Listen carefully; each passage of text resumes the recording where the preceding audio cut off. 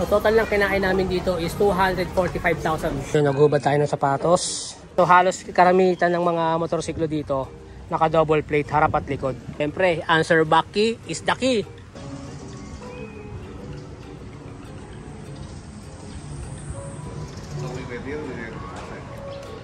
So yan mga true friend, day 1 natin dito sa may Bali, Indonesia. So check natin yung motorsiklo na gagamitin natin. So gagamitin natin ngayon is itong Jobber Boss na color black.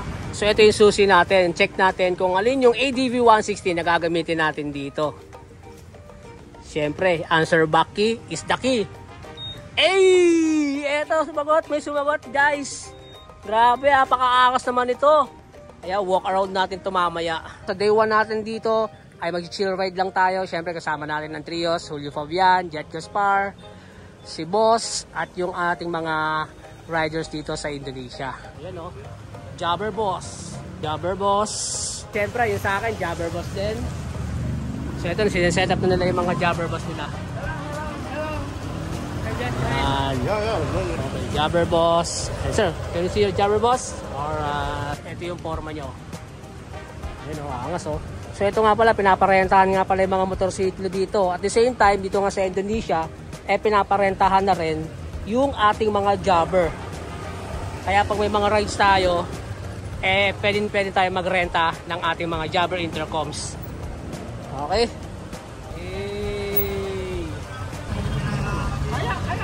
Kulay puti oh.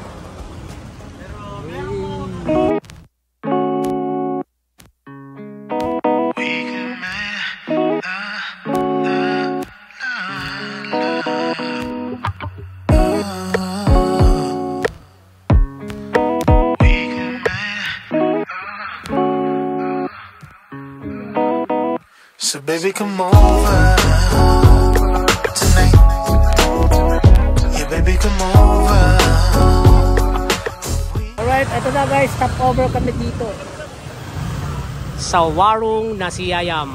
Alright, so yung mga true friend, ito yung unang baba natin dito. Tapos ito nga yung mga motorsiklo na nakita natin dito. So napansin ko nga rito guys, sa mga motorsiklo nila isa naka-doble plaka, no? Katulad nga nito. Ito yung plaka, tapos sa harapan meron din. Ayan o. So halos karamihan ng mga motorsiklo dito naka double plate harap at likod. And then napansin natin sa kalsada nila, nasa left side tayo dumadaan. So karaniwan sa atin sa Pilipinas is nasa right side tayo. Ayan o, mga motor nila o. Okay, pasok tayo dito guys.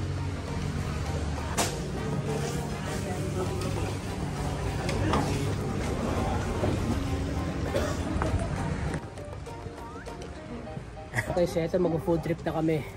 Check natin yung mga food nila. Lalagay daw dito yung medyo maanghang na raw to, no? So yung mga panlasa kasi nila rito guys, sobrang anghang nung iba, pero yung iba naman hindi naman masyado. Yan o. Yan. Ay kalimitan mga mga chicken, tapos fish, and then gulay. Ito ay parang chop suey siya. Ito rin mga chicken din to. Spicy daw yan. And ito fried, so not spicy. Yan. Then may dilis. Okay.